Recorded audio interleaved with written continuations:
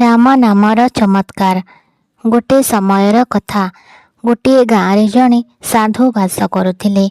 ସେ ସାରାଦିନ ରାମ ରାମ ଜପ କରୁଥିଲେ ଏବଂ ଢୋଲ ବଜାଇ କୀର୍ତ୍ତନ କରୁଥିଲେ। ସାଧୁଙ୍କ କୁଟୀର ପାଖରେ ଜଣେ ଲୋକଙ୍କର ଘର ଥିଲା। ସେ ଲୋକ ସାଧୁଙ୍କ ଢୋଲ ଶବ୍ଦରେ ବହୁତ ବିରକ୍ତ ହୋଇଯାଉଥିଲେ। ଏକ ଦିନ ସେ ଲୋକଟି ରାଗରେ ସାଧୁଙ୍କ କୁଟୀରକୁ ଗଲେ ଏବଂ କହିଲେ, ତୁମେ ସାରାଦିନ ରାମ ରାମ କହି କ'ଣ କରୁଛ? ତୁମ ପାଖରେ କୌଣସି କାମ ନାହିଁ କି? ଆମକୁ ତ ରୋଜଗାର କରିବାକୁ ଯିବାକୁ ପଡ଼େ। ତୁମ ଢୋଲ ଶବ୍ଦରେ ମୋ ରାତିର ନିଦ ହଜିଯାଉଛି। ସାଧୁ ଶାନ୍ତ ଭାବରେ କହିଲେ, ତୁମେ ମଧ୍ୟ ମୋ ସହ ରାମ ରାମ ଜପ କରି ଦେଖ, ତେବେ ତୁମେ ଜାଣିପାରିବ ଏଥିରେ କେତେ ଆନନ୍ଦ ଅଛି। ସେ ଲୋକଟି ହସି କହିଲା, ଯଦି ମୁଁ ତୁମ ସହ ରାମ ରାମ ଜପ କରିବି, ତେବେ ତୁମ ରାମ କ'ଣ ମୋତେ ଖାଇବାକୁ ରୁଟି ଦେବ କି? ସାଧୁ କହିଲେ, ମୁଁ ତ ନିଷ୍ଠାରେ ରାମ ନାମ ଜପ କରେ। ରାମଜୀଙ୍କ କୃପାରେ ମୋତେ ପ୍ରତିଦିନ ଭୋଜନ ମିଳିଥାଏ। ତୁମେ ମଧ୍ୟ ଜପ କରି ଦେଖ, ଭଗବାନ ନିଶ୍ଚୟ ତୁମକୁ ଭୋଜନ ଦେବେ। ସେ ଲୋକଟି ଆହ୍ୱାନ ଦେଲା, ଆଜି ମୁଁ ତୁମ ସହ ରାମ ନାମ ଜପ କରିବି। ଯଦି ଆଜି ମୋତେ ଭୋଜନ ମିଳିଲା, ମୁଁ ସାରା ଜୀବନ ଭକ୍ତି କରିବି, ନହେଲେ ତୁମେ ଢୋଲ ବଜାଇବା ବନ୍ଦ କରିବ। ସାଧୁ କହିଲେ, ମୁଁ ନିଷ୍ଠା ଭାବରେ ପ୍ରଭୁ ରାମଙ୍କ ଭକ୍ତି କରିଛି, ତଥାପି ମୁଁ ତୁମ ଆହ୍ୱାନ ମାନିଲି। ସେ ଲୋକଟି ସାଧୁଙ୍କ ସହ ବସି ରାମ ନାମ ଜପ କଲା, କିନ୍ତୁ ମନରେ ନିଶ୍ଚୟ କଲା ଯେ ଆଜି ସେ କୌଣସି ଭୋଜନ କରିବ ନାହିଁ। ଭାବିଲା, ଦେଖିବି ରାମ ମୋତେ କିପରି ଖାଇବା ଦେଉଛନ୍ତି। ସେ ଭାବିଲା, ମୁଁ ଯଦି ଘରକୁ ଯିବି, ମୋ ମା ଓ ସ୍ତ୍ରୀ ମୋତେ ଖାଇବା ପାଇଁ କହିବେ। ମୋତେ ମଧ୍ୟ ଖାଇବାକୁ ପଡ଼ିବ, କିନ୍ତୁ ମୋତେ ସାଧୁଙ୍କୁ ହରାଇବାକୁ ପଡ଼ିବ।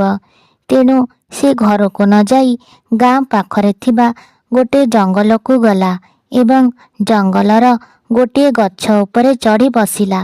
ଭାବିଲା, ସାରା ଦିନ ଗଛରୁ ଓହ୍ଲାଇବ ନାହିଁ କି କିଛି ଖାଇବ ନାହିଁ। ଏହିପରି ଭାବରେ ମୁଁ ସାଧୁଙ୍କୁ ହରେଇବି, ଆଉ ସାଧୁଙ୍କର ଢୋଲ ବଜାଇବା ବନ୍ଦ ହୋଇଯିବ।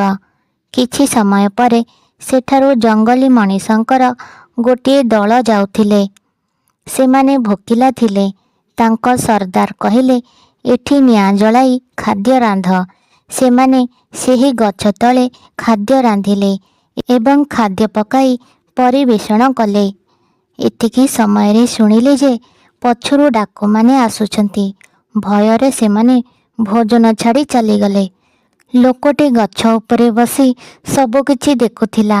କିଛି ସମୟ ପରେ ଡକାୟତମାନେ ମଧ୍ୟ ସେହି ଗଛ ତଳେ ପହଞ୍ଚି ସେହି ଗରମ ଖାଦ୍ୟ ପରିବେଷଣ କଲେ। ଡକାୟତମାନେ କହିବା ଆରମ୍ଭ କଲେ ଯେ ଏହି ଖାଦ୍ୟର ଗନ୍ଧ ବହୁତ ଭଲ, କିନ୍ତୁ କିଏ ଏହି ଖାଦ୍ୟ ପ୍ରସ୍ତୁତ କଲା ଏବଂ ଏହାକୁ ଆମେ କାହିଁକି ଖାଇବୁ? ଆମକୁ ଫାନ୍ଦରେ ପକାଇବା ପାଇଁ କାହାର ଯୋଜନା ନାହିଁ ତ? ଏହି ଖାଦ୍ୟରେ ବିଷ ମିଶାଯାଇନି ତ?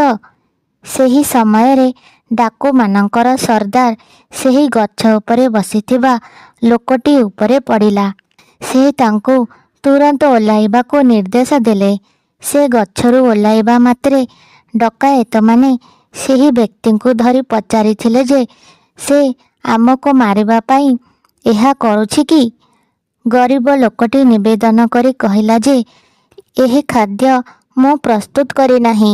ଏଥିରେ କୌଣସି ବିଷ ମିଶି ନାହିଁ।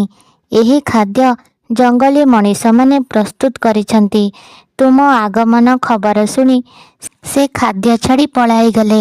କିନ୍ତୁ ଡକାୟତମାନେ ତାଙ୍କୁ ବିଶ୍ୱାସ କରିନଥିଲେ। ଡକାୟତମାନେ ସେହି ବ୍ୟକ୍ତିଙ୍କୁ କହିଲେ ଯେ ବର୍ତ୍ତମାନ ତୁମକୁ ଏହି ଖାଦ୍ୟ ଖାଇବାକୁ ପଡ଼ିବ ଏବଂ ଏହାକୁ ପ୍ରମାଣ କରିବାକୁ ପଡ଼ିବ, କାରଣ ଆମେ ଭାବୁଛୁ ଯେ ତୁମେ ହିଁ ଏହି ଖାଦ୍ୟ ପ୍ରସ୍ତୁତ କରିଛ ଏବଂ ଆମକୁ ମାରିବା ପାଇଁ ଏଥିରେ ବିଷ ମିଶାଇଛ। ବର୍ତ୍ତମାନ ତୁମେ ଏହି ଖାଦ୍ୟ ଖାଇବାରେ ପ୍ରଥମ ହେବ। କିନ୍ତୁ ସେହି ବ୍ୟକ୍ତି ଦୃଢ଼ ଭାବରେ କହିଲେ ଯେ ମୁଁ ଏହି ଖାଦ୍ୟ କୌଣସି ମୂଲ୍ୟରେ ଖାଇବି ନାହିଁ। ଏହା ଶୁଣି ଡକାୟତମାନଙ୍କର ସନ୍ଦେହ ଆହୁରି ଗଭୀର ହେଲା।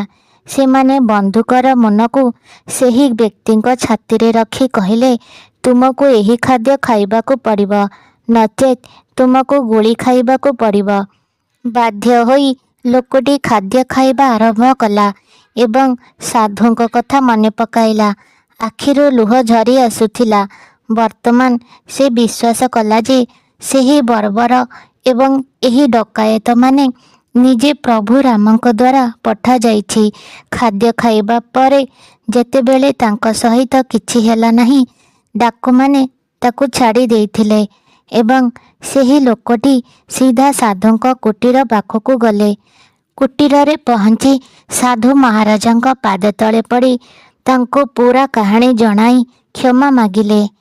ବର୍ତ୍ତମାନ ସେହି ବ୍ୟକ୍ତି ସାଧୁଙ୍କ ଅପେକ୍ଷା ଅଧିକ ନିଷ୍ଠାରେ ରାମନାମ ଜପ କଲେ ଏବଂ ସେ ନିଜର ସମସ୍ତ ଜୀବନ ପ୍ରଭୁ ରାମଙ୍କୁ ସମର୍ପିତ କରିଦେଲା।